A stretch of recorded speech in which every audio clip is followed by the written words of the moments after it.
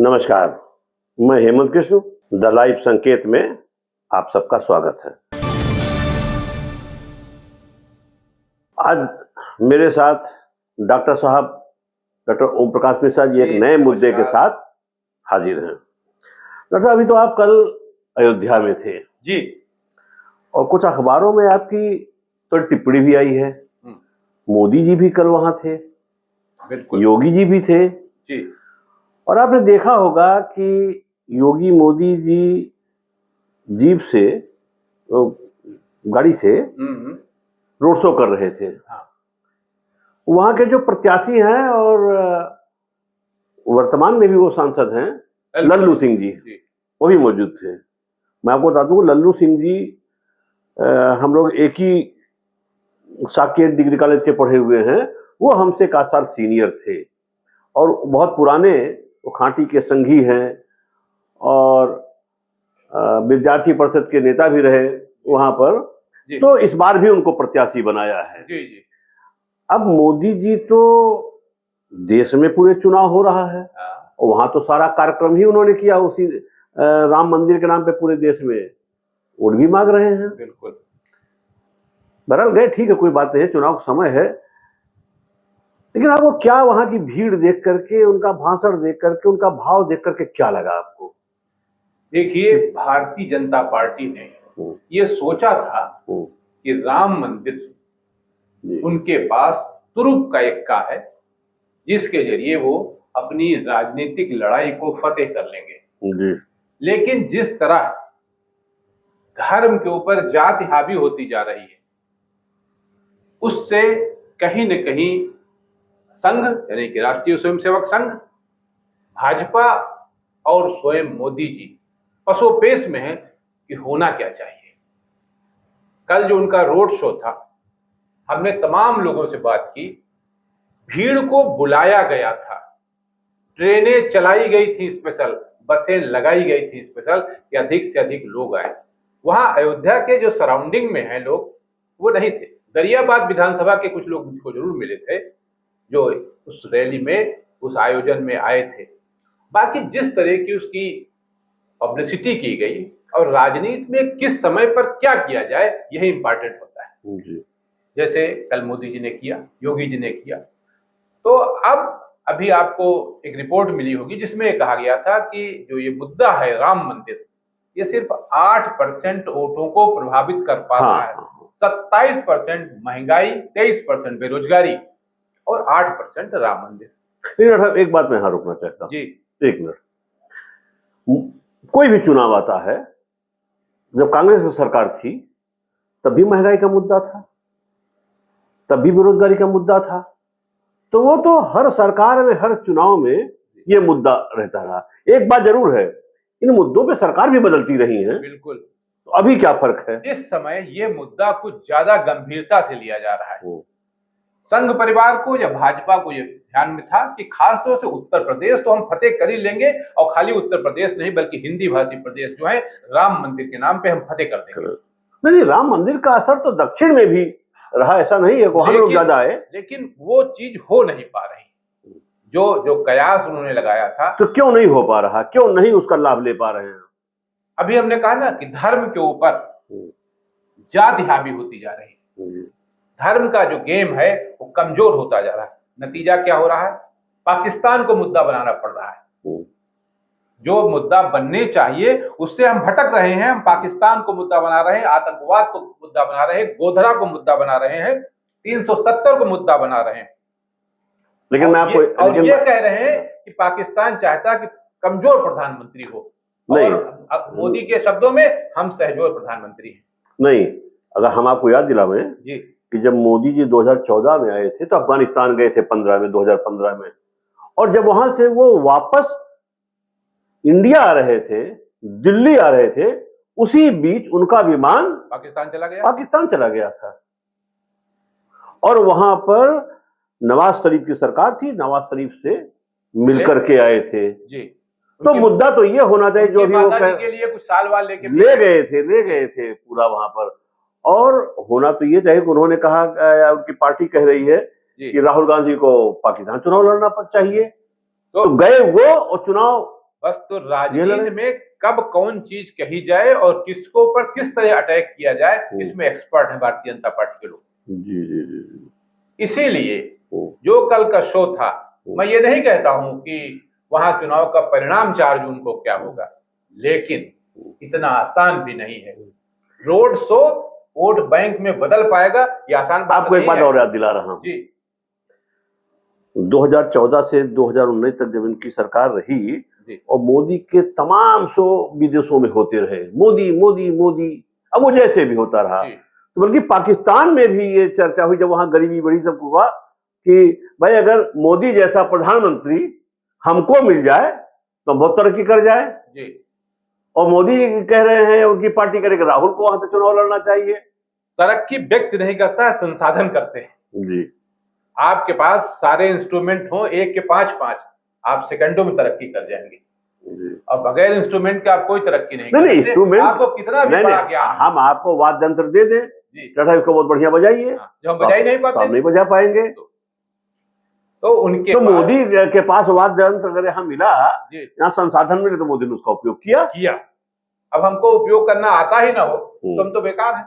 तो इस नाते भारतीय जनता पार्टी का 2 फेज का चुनाव छोड़ दीजिए, एक कल तीसरे फेज का हो रहा है जी। जिस तरह के इसलिए जो वातावरण तैयार किया जा रहा है वो सिर्फ वही है कि सिर्फ मंदिर से या हिंदुत्व से चुनाव नहीं जीता जा सकता। ये भारतीय जनता पार्टी और संघ परिवार भली भांति। अच्छा, एक मेरा दूसरा प्रश्न भी है इसी बीच, मोदी जी का रोड शो कल था, लेकिन 2 दिन पहले बेंगलोर में अमित शाह ने लोकतांत्रिक जनसत्ता पार्टी जी जी जी जी के जो रघुराज प्रताप सिंह हैं जी, इनको अमित शाह ने बेंगलोर बुलाया था जी। वो क्यों बुलाया था, किस लिए बुलाया था?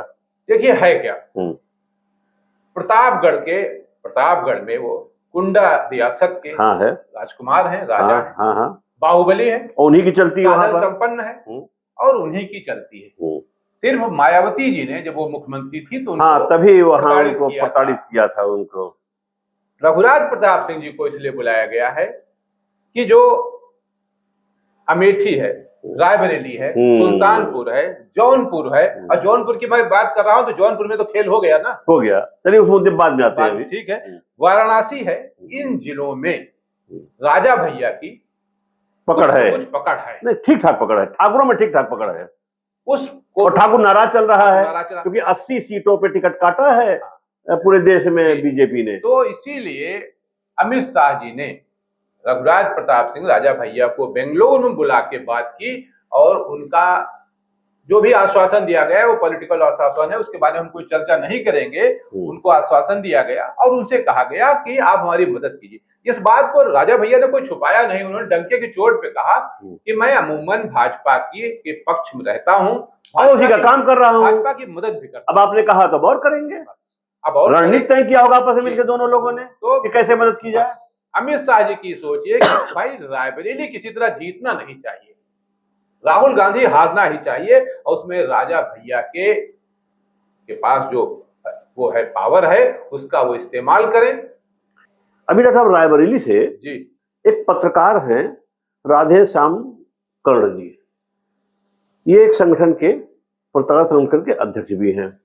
मैंने उनसे ये सवाल किया कि वहां का चुनाव क्या है, कैसा है जी। उनके बताने के हिसाब से कि राहुल गांधी का वहां से जीतना इतना आसान भी नहीं है क्योंकि 10 साल सोनिया गांधी वहां पर रही और वो कभी नहीं आई वहां पर, 1-2 बार छोड़ करके। प्रियंका गांधी आई, उनको चुनाव लड़ा चली आई, वो नहीं आई, तो इतना आसान भी उनके लिए नहीं। देखिए इसका जवाब यह है, सोनिया गांधी भले रायबरेली नहीं आ रही थी, सोनिया गांधी के लोग रायबरेली में काम कर रहे थे, उनकी टीम काम करती थी, टीम काम कर रही थी। जितना एक एमपी का काम टीम काम करती है उससे 10 गुना ज्यादा काम कर रही थी। इसलिए इस भ्रम में कि सोनिया गांधी नहीं है, सवाल सोनिया गांधी आने ना आने का है ही नहीं, काम का है।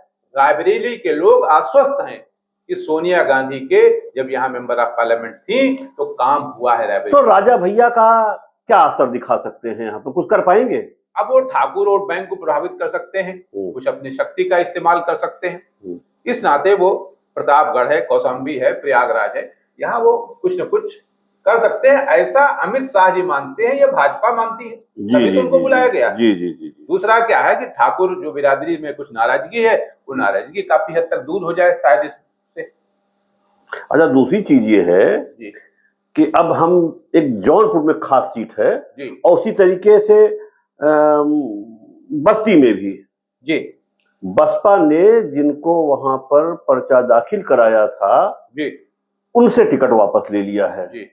श्रीकला धनंजय की पत्नी है जौनपुर से, उनका अचानक ले लिया। आज आखिरी दिन था पर्चा दाखिल करने का और वहां पर एक यादव को टिकट दे दिया, श्याम सिंह यादव, और उन्होंने आज वहां पर्चा भी दाखिल कर दिया और यहाँ एक बार एमपी रह चुके हैं, तो प्रभाव उनका है।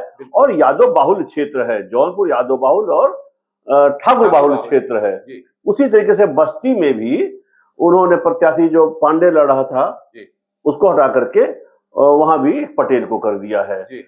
तो जो ये है मायावती ने क्या ये खुद किया है, क्या उनके ऊपर कोई दबाव है रणनीतिक? मायावती जी के ऊपर दबाव नहीं है, दबाव कैंडिडेट के ऊपर है जी। सीधे सीधे कि आपके सामने दो ऑप्शन रखे हैं, जो आपको चुनना हो चुन ले, तो हम पर्चा वापस कर लेंगे, हमको ये ऑप्शन सही लगा।